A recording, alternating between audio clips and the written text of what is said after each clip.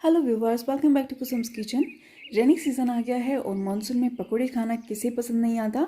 आज मैं बना रही हूँ बिल्कुल क्रिस्पी, करारे और लाजवाब आलू और प्याज के पकोड़े, जो बनाना बहुत ही इजी है, आसान है और बहुत क्विक रेसिपी है। शुरू करते हैं रेसिपी को। वीडियो को आप एंड तक ज़रूर देखिएगा। इसके लिए हमें चाहिए यहाँ पर 5 बड़ी साइज़ के अनियन और प्याज। इन्हें मैंने लच्छे में कट कर लिया है, यानी कि लंबा कट कर लिया है।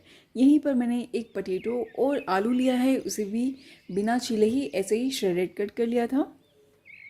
साथ ही में यहाँ पर मैं ऐड कर रही हूँ 5-6 ग्रीन चिलीज चॉप की हुई, हरा धनिया पत्ता, और साथ ही में हम यहाँ पर डालेंगे सॉल्ट और नमक। अपने टेस्ट के अकॉर्डिंग आप कम या ज़्यादा कर सकते हैं।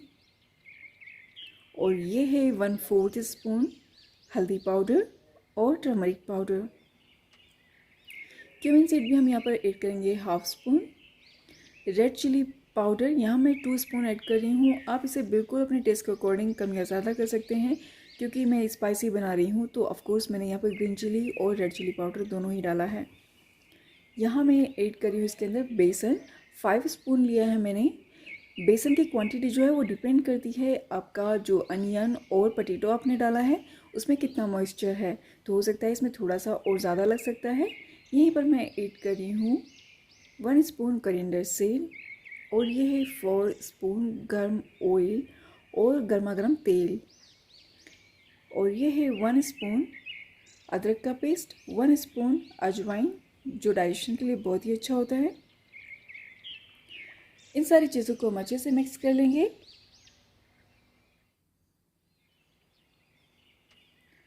आप देख सकते हैं अभी मिलाने के बाद मुझे लग नहीं रहा है कि इसमें ज़रा भी बेसन की ज़रूरत है। अगर आपको लगता है कि ये कुछ वाटरी है तो इसमें आप बेसन बिल्कुल मिला सकते हैं।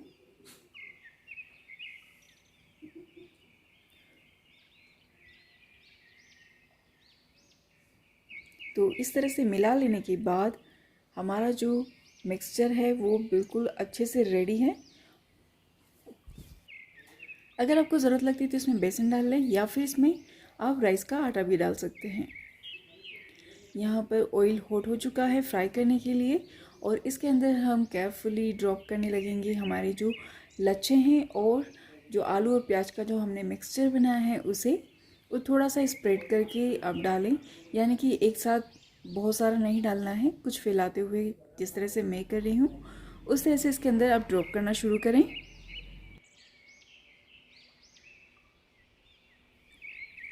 मेक श्योर करें कि आप जब भी अनियन और अनियन पकौड़ा को फ्राई करें तो आपका जो फ्लेम है या गैस का जो आंच है उसे तेज़ रखें, ताकि ऑयल उसके अंदर एब्जॉर्ब ना हो पाए।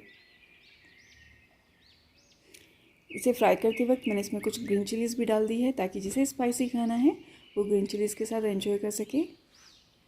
जैसे ये गोल्डन होते हैं, क्रिस्पी हो जाते हैं, एकदम करारे हो जाते हैं, तो इन्हें हम एक पेपर नैपकिन पर बाहर निकाल लेंगे। जैसा कि आपको लग रहा है यहाँ पर ये क्रिस्पी हो चुके हैं, मैं इन्हें बाहर निकाल रही हूँ। आई होप फ्रेंड्स आपने मेरा चैनल सब्सक्राइब कर लिया होगा। नहीं किया है और पहली बार मेरे चैनल पर आए तो सबसे पहले तो आप मेरा चैनल सब्सक्राइब कर लीजिए। वीडियो पसंद आया है तो लाइक और शेयर करना बिल्कुल भी मत भूलिएगा, और बेल आइकन है उसे ज़रूर हिट कर दीजिए, ताकि मेरी कोई भी नई वीडियो आए या मैं कोई भी रेसिपी अपलोड करूँ तो उसका नोटिफिकेशन आपको सबसे पहले मिले। सेम वे में जितने भी पकौड़ास हैं वो भी मैं यहाँ पर फ्राई कर लूँगी। मानसून आ गया है और गर्मा गर्म पकोड़े किसे खाना अच्छा नहीं लगता, पर क्विकली अगर बनाना है आपको कुछ अच्छा क्रिस्पी मज़ेदार मसालेदार, तो आप ये ट्राई कर सकते हैं। मेरी रेसिपी आपको बहुत पसंद आएगी। यूनिक है, परफेक्ट है और बहुत मज़ेदार भी है।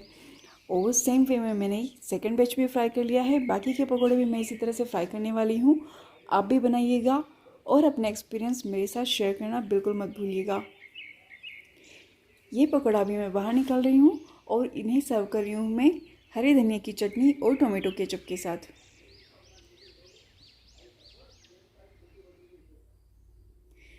तो हमारे पकौड़ा बिल्कुल बनकर के रेडी हैं। आप देख सकते हैं बहुत क्रिस्पी हैं। बनाएं, एंजॉय करें। Thanks for watching.